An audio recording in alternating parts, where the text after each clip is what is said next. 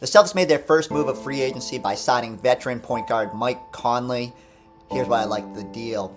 Conley is the ultimate vibes guy, the ultimate veteran leader. There was a thread on Twitter yesterday where I think it was Michael Redd was talking about the value of veteran presences on teams, and Conley is exactly that, a guy who has been through every situation in the NBA. He's won the Joe Dumars Sportsmanship Award 4 times. I still think he has 0 technicals with something like 37,000 minutes of NBA action logged. He was called Minnesota Mike for the way he came into a franchise in transition and helped smooth that process out and got Minnesota on track to be a contender. And I still think he has something left on the court.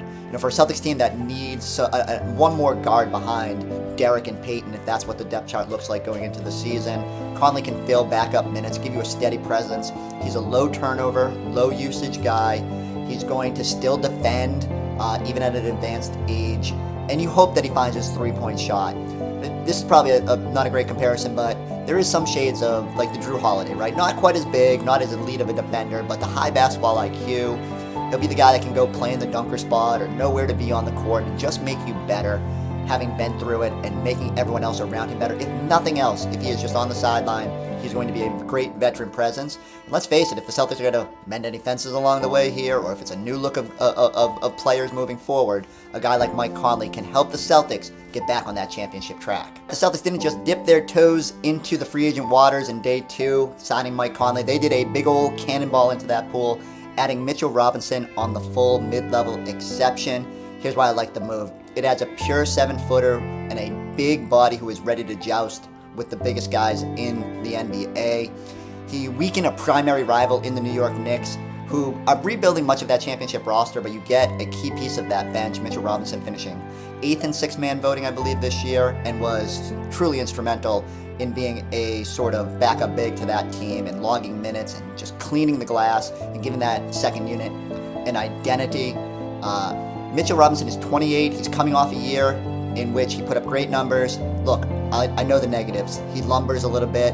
He's probably going to top out at 20 minutes per game, but you envision a rotation here where the Celtics can utilize Queta and Robinson in various forms. You've got a guy that's going to live close to the basket.